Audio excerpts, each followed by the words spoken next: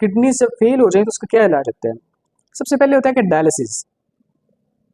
ये मैं उनकी बात कर रहा हूँ कि जिनका क्रिएटिनिन 7-8 तक चला जाता है, तो वो डायलिसिस की तरफ जाते हैं, जिसके अंदर आर्टिफिशियल तरीके के थ्रू हमारे किडनीज़ को वॉश किया जाता है, हमारे किडनीज़ को वॉश करके इनके अंदर से नाइट्रोजन वेस्ट को कम किया जाता है।